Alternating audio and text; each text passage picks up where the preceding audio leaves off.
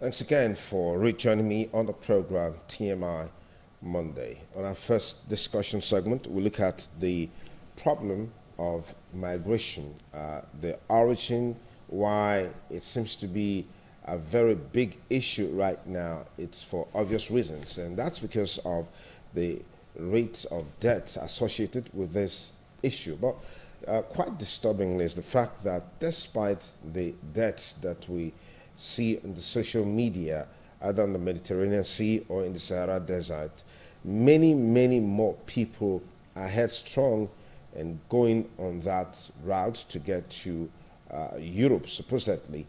What are the factors responsible for this? I have two migration research experts in the studio to share some thought with us along those lines, just because we want our youths to look inward and do something with their lives here.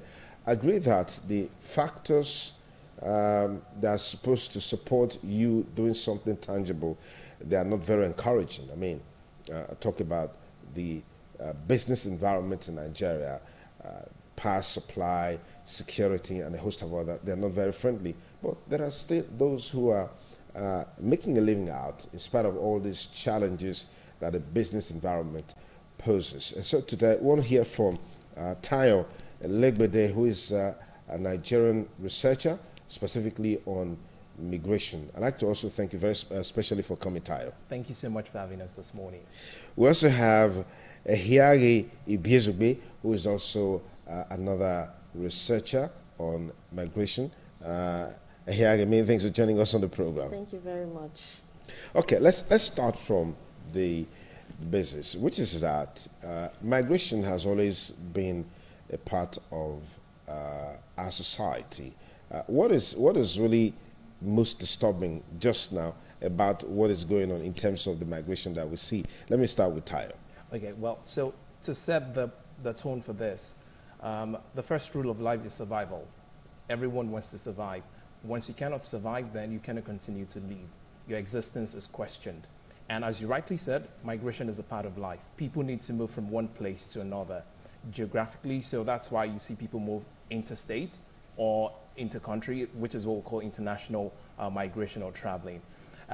Given that as the reality of humanity, so once you want to travel, it shows that you are humane, you are natural, you are living, you want to thrive, and that interest or that quest for you to survive exists. So that is absolutely normal. But what is disturbing is the fact that we have lots of Nigerians who are interested in going to places deemed to be of greener pastures, but the process of going through there or the route of going through to those places are the terrible means which they choose. And these things could really be costly. They could be deadly, to say the least. Okay. And once your life is taken off you, then every other thing you want to do in life then becomes questionable. So the point is, migration is just natural, is humane, because you want to seek survival, you want to get greener pasture for yourself. But the underlying question, which we want to look at, we want to extray, as the case may be, is irregular migration, illegal migration as some people call it. Okay. Why are people involved in this? What are the realities? What does life look like in Europe where you're going? Do you really know what's obtainable there? These are some of the issues that we are interested in discussing with the people around here. Okay. Let me come to Ehiari. There seems to be an upsurge in migration, even though this is supposed to be a normal way of life, just like Tayo said, I mean, from interstate to inter-countries. What is really the basis of this semi-upsurge in the rate at which people migrate? What do you think are the factors? Okay, firstly, I'd like to define migration. Migration is the movement of humans from one geographical location to another, which is a part of life. But the reason for the upsurge in migration currently in Nigeria is because of the economic hardship. Now we talk about the push and the pull factors. In Nigeria, the push factors are the economic hardship. No jobs, people are trying to fend for themselves. There is nothing to help them to be financially stable. And the pull factors are the fact that they think that European countries have the finance, they have the money, they have the jobs, they have what they need to be able to live the life that they desire, the good life. So this is the major reason why people are leaving Nigeria and going outside to fend for themselves, unknown to them that the path they're treading is actually not the right path. Going through, we're not against migration, but we are against irregular migration because our people are dying. A lot of persons have died on the Mediterranean. Imagine between 2014 and now, 14,500 persons have died on the Mediterranean. We don't want this because our youth, they are valuable to us. We want to begin to let our people know that we place value on them. We need them here in Nigeria to build Nigeria. We need the workforce. And that is why we have set out to do this research. Okay. That figure is very scary. I mean, 14,500. You want to build on that time? Well, absolutely. So let's look at the demographics of those who who get involved in irregular migration. From our research, we realized that people between the age of 16 and 34 are the ones who get involved in irregular migration. That tells you that that's the active working force of Nigeria. So if we could get such a huge number of people or people within that demographics to come back into the labor market, that would be a whole lot. The United Nations actually released a report earlier this year, and they did say that in the whole of sub-Saharan Africa, Nigeria has the highest number of irregular migrants in Europe. Now, where they actually pegged that, I mean, by the numbers, they said over 400,000 Nigerians are actually in Europe. Now, that is exceptional of those who were repatriated or who lost their life while being involved in irregular migration. So let's speak of that. On the average, it costs about 1,000 to 4,000. That is the presumed cost of having to go through, go over to Europe through the irregular routes. Okay. That is, and by this irregular routes, I should state to you that irregular routes means you're using the road. Now, so the journey starts off. You need to go, if you want to go from Nigeria, you need to get down to, let's say, Abuja or Kano, for you now to be moved up north into Niger Republic. So you need to go to Agadez. Now from Agadez, there is a long route which you need to go through. That's using the desert, and we all know the realities. The sun is really intense there, no water. Temperature very high. The temperature is so high and all that. Yeah. Now, it can take you weeks for you to go through the deserts, moving up there. Now, you find loads of crowded trucks moving and people are flinged off. For those who cannot survive because of the temperature, so they are left to die alone. I'll just give you a very good instance. There is someone who was so fortunate to survive the desert experience. And when she came back, she actually said to us, Adora by name, 22 years. I mean, we give the demographics, 16 to 34. Adora was 22 years. Yeah. And when she came back, she said that a smuggler left her alongside 50 other people in the desert because the trucks were filled. Now, of the 50 people, apparently 51 people, only 6 survived, meaning that over 45 actually died in the deserts. Lack of water, the temperature is intense, food, and survival. So those 45 people actually lost their life. Adora came home to share the story. That was our own experience, so to say. Now, so that is on one side. Now, from the desert, if you finally survive the desert journey, now you then get to Libya. We all know that after the death of Muammar Gaddafi, Libya has become, as one of the returnees said, Libya is currently run by mafias. So it's a place where things happen. Like it's a no man's land. It's a no man's land. No government control there, and anything goes for anyone. So for you, you're coming from Nigeria, and then you've wasted lots of money going through from Nigeria to Niger, and then down to Libya, it's a whole lot for you. So how do you survive? You need to get involved in lots of things. We also heard of recent that Nigerians will be traded off in Libya for less than 150,000 naira. So that's about $400. We all saw the news. And that was really quite shocking to say that how could human beings be so inhumane to themselves? But the question is, where does this leave us? Yeah. If we look at the financial loss this costs to Nigeria, on the average, let's assume it costs, we're not assuming. By research, we know that it costs an average of $4,000 for you to move from Nigeria down to Libya. $4,000. $4,000. Now, let's individual. Per individual. Now, let's do a conversion of that to our Nigerian currency. That's about 1.4 million naira. I can tell you for free, if you and I have 1.4 million naira to start a small or medium-scale business, it will thrive in the next 1 year. Absolutely. Now, let's look at the ripple effect on Nigeria. I would also tell you, according to the reports which the United Nations released, 400,000 Nigerians are in Europe.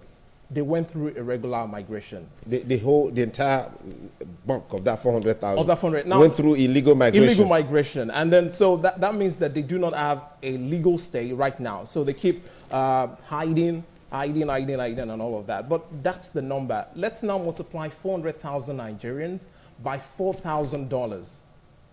I can tell you that as of 2017, that figure exceeded the budget of Edo State for 2017. Only Lagos and Rivers State budgets exceeded that figure. So we were talking about over 400 billion naira in terms of allocation. That's a whole lot. Yeah. So we're losing money, we're losing lives, we're losing hopes because these people belong to the family. I cannot imagine my own brother leaving Nigeria to a place I do not know. So the realities are really quite broad. And as we get on in this conversation, I will be speaking more on the death rate. Now, the life in Europe is also very huge. I would like to share some figures about the sustainability plan. Okay. I mean, I grew up knowing that people made me believe that you could pick money on the trees in Europe. When you get to Europe. When you get to Europe. When you get America. When you get to America. Yes. And this thing is a really sad reality. I will share with you another personal experience. As a media person and as a researcher, I once met a Nigerian lady who had spent 15 years in the US. And she called me and said, Tayo, I'm interested in doing a social course in Nigeria. And the essence of that social course is to tell Nigerians not to come over to America if they don't have anything valuable to do there. I said, why now? Everybody's aspiration is to, going abroad. America, going abroad and all that. And she said, I went through visa lottery. My parents took us there when she was 15, and now she's 30. That means she spent about another 15 years of her life in America. And she said that the life here is not easy. I mean, she said to me, it was a heart-to-heart conversation. So the social course we wanted to launch in Nigeria was to help people to see the opportunities here. Yeah. Have you ever wondered why we see lots of expatriates coming to Nigeria? If the opportunities aren't here, they would come. They would come. Yeah. So that's on one side the reality. And so she said, Tayo, I'm really interested in helping Nigerians, and I would want to come back to Nigeria to actually push this. Okay, let me pause you there. My concern, just listening to Tayo, stems from the fact that this is the information age, internet age, where everything and anything that you want, the information about it is available there. Yes. And then, despite the fact that we see the death rate, I mean, the carnage in the Mediterranean Sea and the desert, why are people still hell-bent on going through these journeys to get to Europe? People are hell-bent on going to Europe because of the economic hardship right now in Nigeria. The reason why you and I can actually talk about this now is because we have a means of sustenance. You have a job. I have something to make me be able to put food on my table. For someone that finds it difficult to get 20 naira to buy gari, you can't compare that person's thinking with yours. People are desperate. People are angry with what is happening in this country. You have brain drain. You have graduates that are intelligent, that cannot get jobs. You have people that are working, but they hardly see what they're working for. So, and another thing is that some persons have already told themselves, I want to get rich or die trying. That is the slogan on the street, because we are on the streets. We are field workers. There are some persons that have made up their minds that that route that you're talking about, I go pass them. Now, I won't go because nothing there for Nigeria. You dey tell me, say, make I sit down because you dey fit chop. How you want make I take one? People are angry. People want to live the good life. legitimately. There are people that want to work, but there are no jobs. Then you are sitting somewhere and telling somebody, don't go. Yeah. So what we have come to do is to appeal to their conscience. Show them some homegrown opportunities. Show them some opportunities that they can take through education. Yeah. We are linking them actually with some persons. Okay. We are just information based. Okay. They will do all the necessary payments, and we don't handle money. Yeah. And all that. So the bottom line now is that people want to live well. But the opportunities are not there. They are not there. But there's also a dimension to all of this, which is something that people have also conversed, that the erosion of our value system is also fueling this. Yes, thank you very much. I actually was talking with someone about this yesterday. This aspect is an aspect that bothers me because I have been into volunteerism for over 8 years. I have just been doing it because I fashioned my lifestyle after that of US and Canada. I love the way they do their things there because the average Nigerian is a greedy person. Nothing like community service. But here on, mentioning this, I would say that the average youth wants to get rich quickly. There is no desire to want to work hard. I want to ride that big car. I want to impress my friends and all that. So I have taken it personally as a duty to go to secondary schools. I've been going to secondary schools to deliver lectures, seminars to them because I'm a teacher, I'm a trained teacher. Okay. So I go to schools free of charge. I teach them on self-esteem, integrity, discipline. I've been doing this all by myself. So I am concerned about this because the youth of today, the 3-year-old child of today that you do not spank for doing something bad is the next armed robber of the century, is the next prostitute of the century. Now, we don't judge these people, but we are trying to tell them that that is not the right way. I have gone through hardship. And when I talk to people, I let them know that hardship is a part of the process. You need to know what it means not to have Gary to drink for you to be able to counsel somebody. So I think we have come to address that aspect. Okay, let me bring that. Yeah. Just to add to the thoughts. Yeah. On the erosion of values? On the erosion of values. Okay. I mean, the family system plays a very critical role in all of this. And we all know that the family is the primary place of socialization. What values you take up from the family would be what will live with you all through your life. When we have a family where the parent says to you, you know, see mama or start speaking. Yes. He don't come back from Obodo Oyinbo. He don't they ride big car. He don't they do all this. Mind you, my own mom doesn't know what Osas is doing in Europe. Definitely. Doesn't know maybe Osas is into trafficking, into prostitution, into all sort of inhuman activities, nefarious activities. So we have a system where families are pushing people to do things they don't even like. So where the pressure is too much, the social pressure is too much, we want to, like she rightly said, people want to show off. Yeah. They don't want to grow through career line. They don't want to acquire skills. I mean, we speak of skills in the 21st century. There are skills, soft skills that people can learn and sit with their computers, their phone, and make money off it. Okay. There are also skills that people would need. I mean, this and time we hear that artisans are nowhere to be found because everyone wants to get the money fast, do Yahoo Plus and all of that.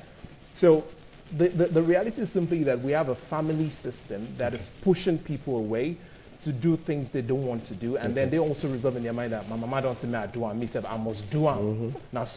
Now we also have, it might interest you that the religious circle also plays a critical role. Yes.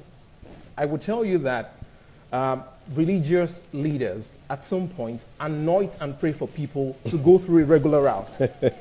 Now, some of them, not all of them. Not actually. all, yeah. Not all. Yeah. So the question is, we have a case of ignorance on one side, greed on another side, social pressure, and a whole lot of things actually happening. How do you explain the fact that a pastor anoints somebody and say you will go well? I mean, you don't even know where the person is going through. And you then tell the person, when you come back, don't forget, my tithes, now 10%, you must bring them back. So these are the realities. The greed is actually far-fetched. It's cross-board.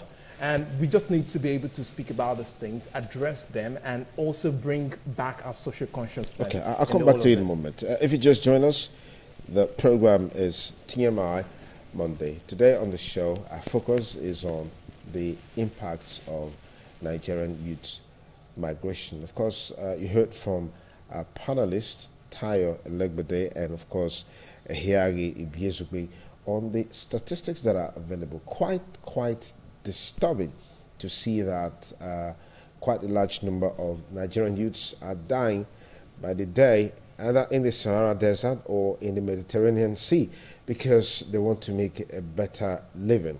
They want to go for greener pastures. But interestingly, the opportunities are here. Well, you can also contribute to this conversation via WhatsApp. The number is 070-873-41599. I can take that number again, so you can also contribute via WhatsApp, which is 070-873-41599. Use any of our social media handles being scrolled on the screen to participate on the show, on the conversation. Okay, let's just look at some look at the statistics, because often in time you appreciate the fact that a message sinks in more when you back it up with statistics, because you were talking about some of the statistics. People want to go to Europe. I'm just so amazed that you related the number of Nigerians in Europe, interface that with the amount they have paid, $4,000. That's far more than what the state budget is. Quite striking. So let's go along those lines and see what statistics has for us in terms of this migration issue. Now, let me take it up into the life in Europe. Do you know that it costs an average of $700 to live well, or to live fairly well in Europe?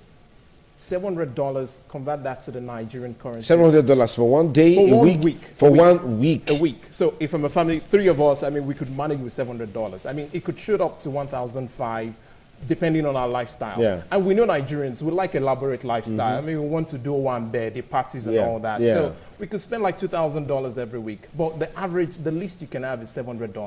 $700 is about 250,000 naira. That's every week. You and I know if you spend 250,000 naira every week in Edo State, you're a big man. That's about 1 million naira at the end of the month. Yeah.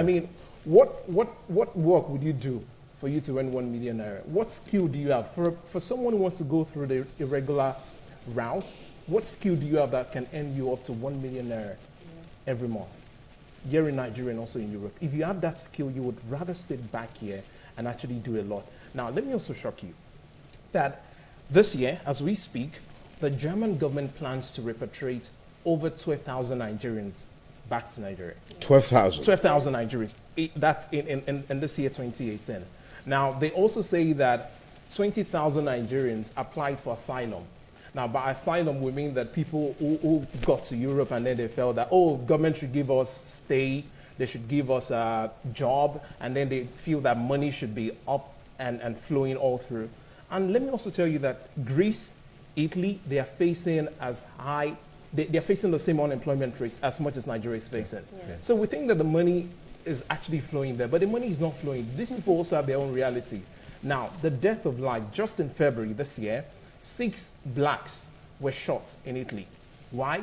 They were shot by Italians, basically, in what's called a racist attack. Yeah. Now, they felt that blacks are coming over to take the jobs that they don't have. And take their women too. And take their women too. That's another side to it. Nigeria, we're such a fantastic set of people.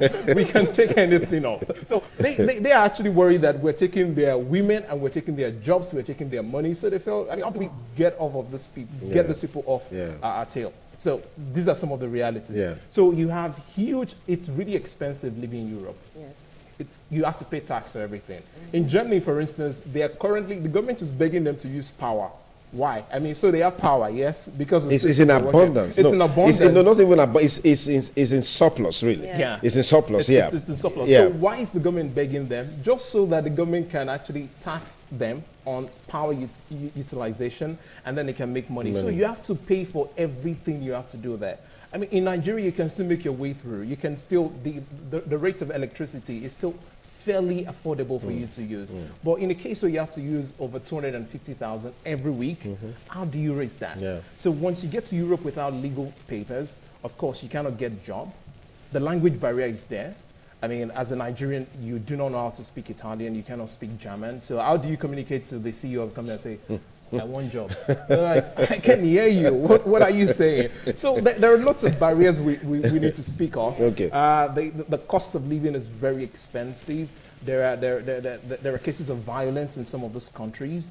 Repatriation is high. You cannot get asylum. 99% of Nigerians who apply for asylum don't get it because in Nigeria we're not facing war, and people are not mostly persecuted for their beliefs. And those are the two criteria for seeking asylum. For you to get asylum. So Nigerians will be moved back. I mean, that's for those who survive, who do not die in the desert or in the Mediterranean Sea. Then they are repatriated.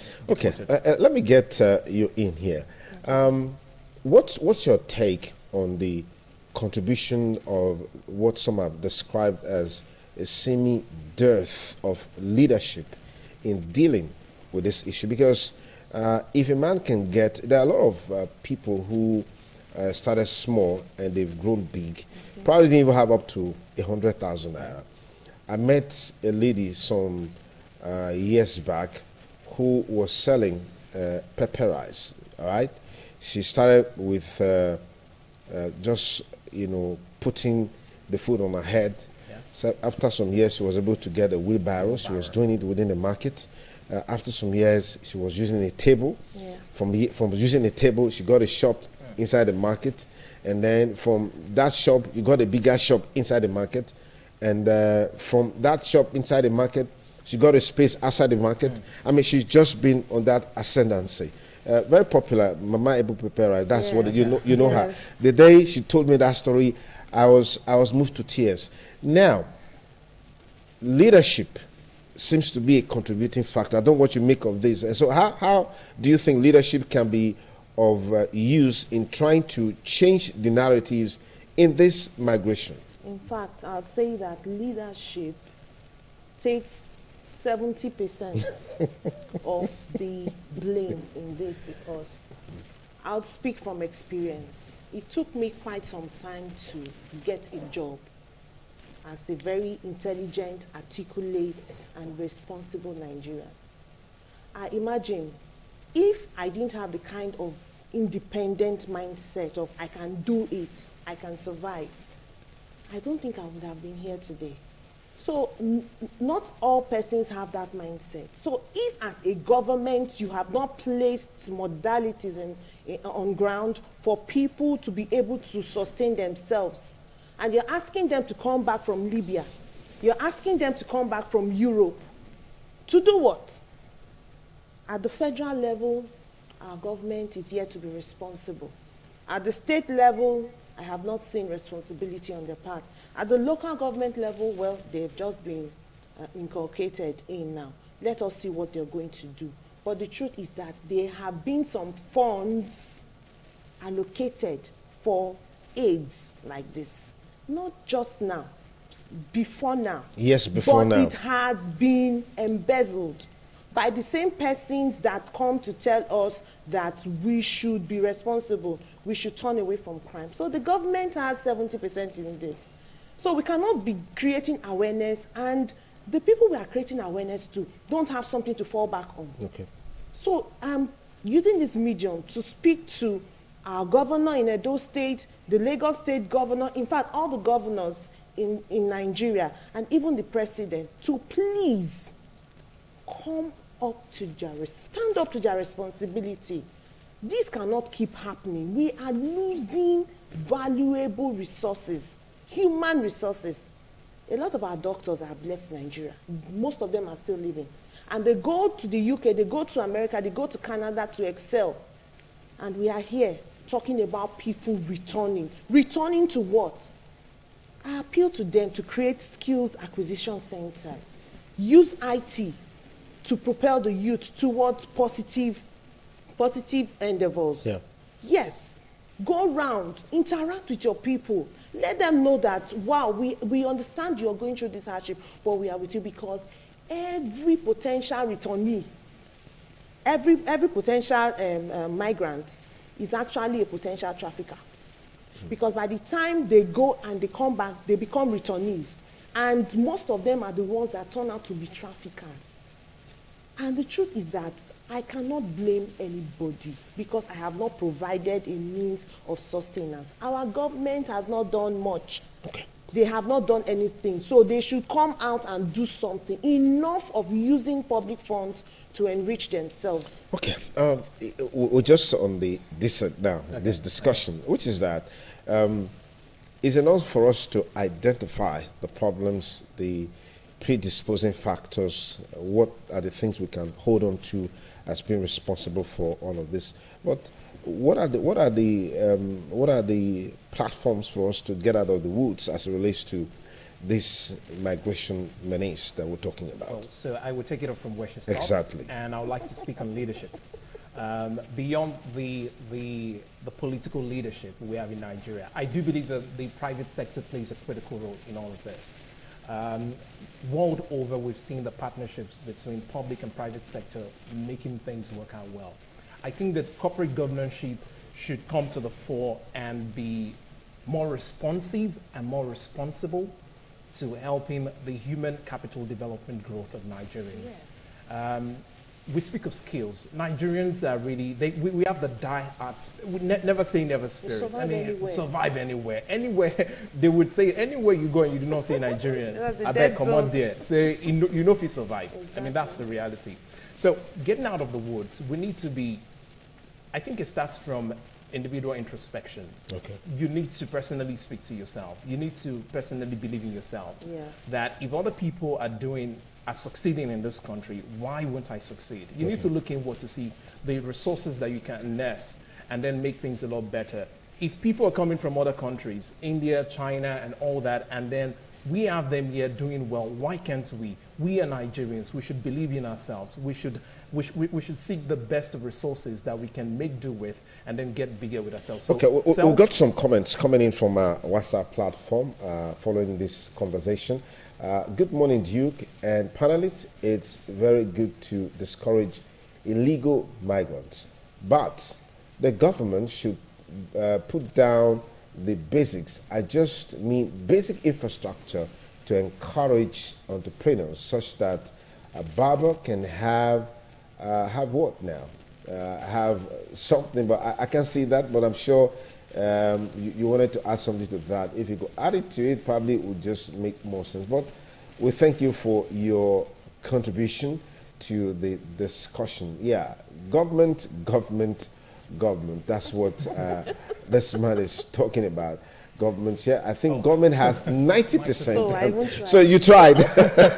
you tried. Yes, she was really magnanimous. 90% is what you're saying. The first thing, okay, we're going back there now. Good morning, Mrs. Honey. This is Harriet from Central Road, Benin. Thank you for this program. People will continue to migrate as long as the basic things we need here is not there, like constant light, thought empowerment, and that in a situation when even if there is empowerment, it doesn't even get to them. Yeah. Those on top will embezzle the money. The leaders should do something about it, because the people are migrating, because life there is comfortable. The first thing is constant light. We need constant light. Okay, thank you for your contribution. Wonderful topic today on This Morning on ITV. Thank you for those big contributions. Yeah, it's big because we are encouraged when we get this kind of feedback. This one says, sir, yeah, can we see what that is? Yeah, can we see that? Yeah. Sir, the money you say of going to Libya is not up to 1 million because I'm going. Jesus. Okay. Jesus. Can you see? Well, now, we want to appeal to you. Okay. Yes. Don't go, because the fact that people went and they are being returned it's not a guarantee that you go and then you come back. Please don't go. Yes. I want to appeal to you, don't go. If you can call us on the number that you have on the screen, we can talk with you. Yes. Yeah, we can talk with you and then give you some other interesting opportunities that you can take advantage of and make your life better. Now, you just heard that between now and the end of the year, the German government will be repatriating 12,000 Nigerians. Yes. You know what that means? It's possible. Let me not be pessimistic. Let me not be pessimistic. But I'll come back to you. But you were making a point on some of this issues as we conclude. I started off by saying that self-introspection. Okay. We need to be individually motivated to do things for ourselves. The biggest form of investment you can have is to invest in yourself. Absolutely. I mean, and no one would help you push yourself. I mean, you just have to push yourself and get better with yourself. So let's first get ourselves. I mean, we cannot overtouch on the fact that government needs to be more responsive and responsible. Yeah.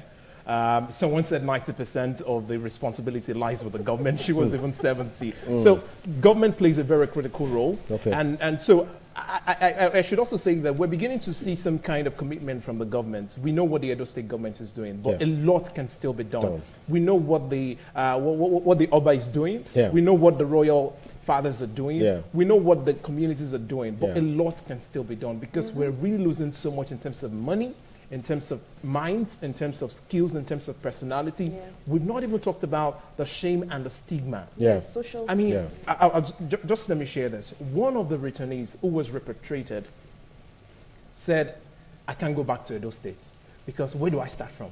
The people will be looking at me. They'll be laughing at me. They'll be looking at me. Because so the guy had to go to Sokoto State and said, for the last 5 years he's been there.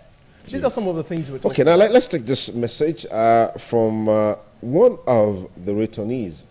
He says, Nigeria government could not manage the growing population in their country.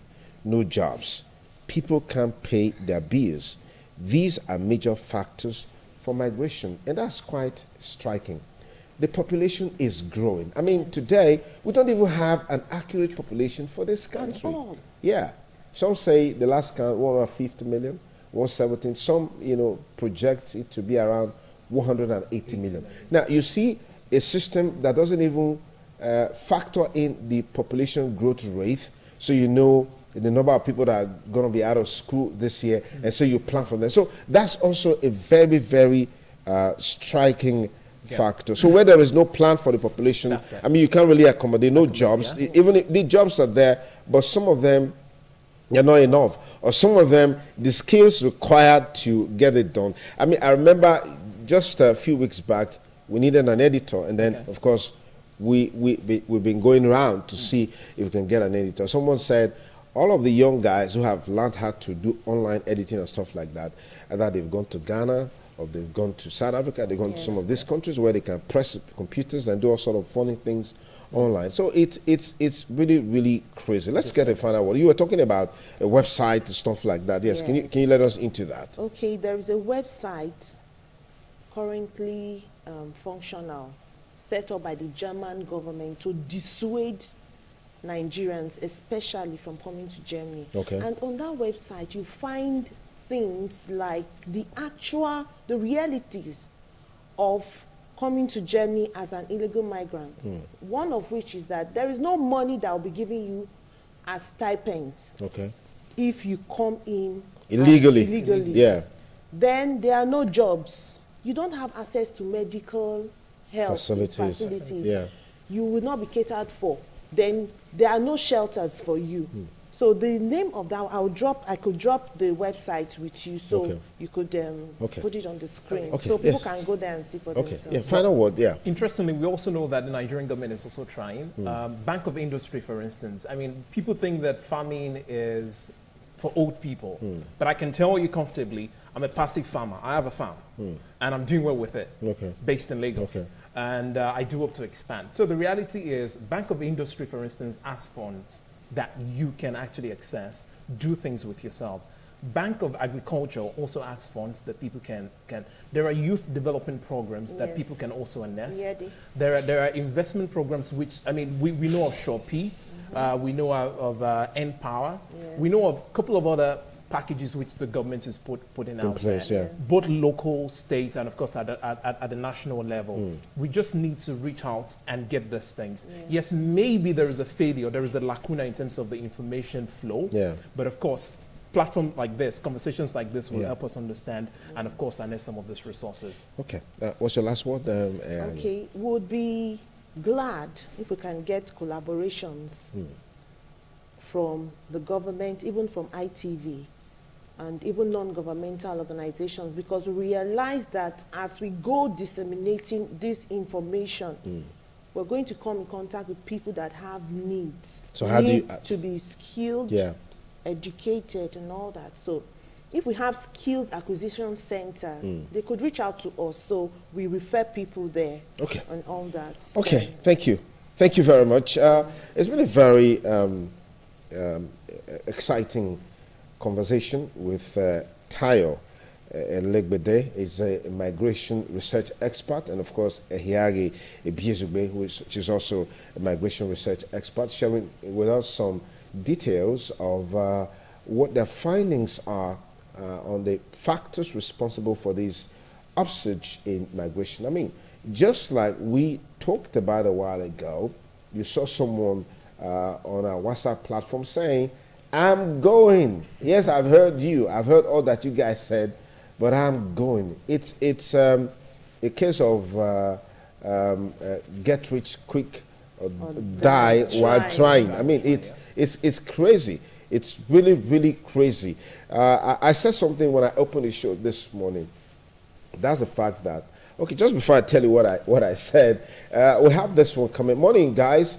Thanks for the topic. It's really to make our youths know that using the route to Europe is not the best. It's like selling oneself to slavery or death.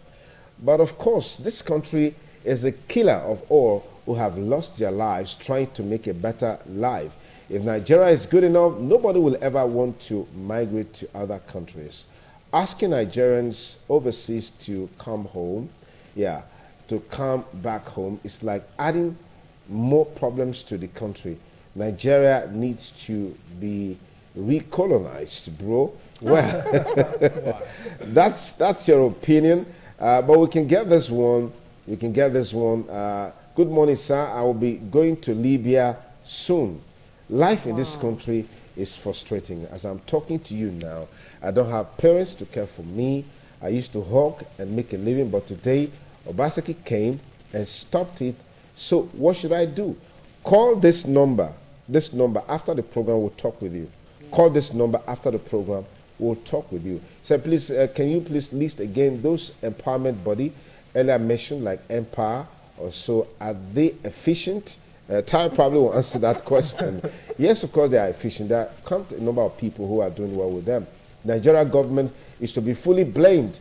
They sponsor skill acquisition without proper plans for funding these entrepreneurs. Unlike China, they encourage entrepreneurship and also provide finance for all startups. Nigerian problem remains structure in all sectors. Quite striking. That's true. Quite striking. I mean, we know all quite of the striking. problems. Yeah. But in spite of all these factors, we agree that the opportunities are there. Still there. Yeah, the opportunities are there in spite of all these factors that you have listed. But I can tell you for sure that the opportunities are there. All you just need to do is make one or two contacts, and then you explore these opportunities. So please, brother or sister, I don't know whoever, but just call that number on the WhatsApp number after the program. Let's talk with you, and I'm sure you rescind your decision of wanting to go to Libya. Like you heard, Libya is a no man's land. Yeah. Someone said, one of the returnees said that Libya, as it is today, is like a shrine. Yes. It's like a juju. That if you place a curse on someone using Libya, that person is dead. I mean, dead, die. Let me put it that way. So that tells you how precarious, how severe, how serious the situation is in Libya right now. Please don't go to Libya. That's it on this segment of the discussion. I want to say big thanks to Tayo, big thanks to Hiagi for staying with us on this beautiful Monday. We'll take a short break. We'll be back for the rest of the conversation on TMI. Remember, we have a WhatsApp platform, WhatsApp number. You can call and be part of this discussion. Well, not necessarily call, just send a message like some have done. 070-8734-1599. When we return, we're looking at the state of the nation. Yeah, what are your thoughts about the state of the nation? You can send a message to that number, 070-873-41599. I take it for the last time, 070-873-41599. It's still TMI. I'll be back with you in a moment.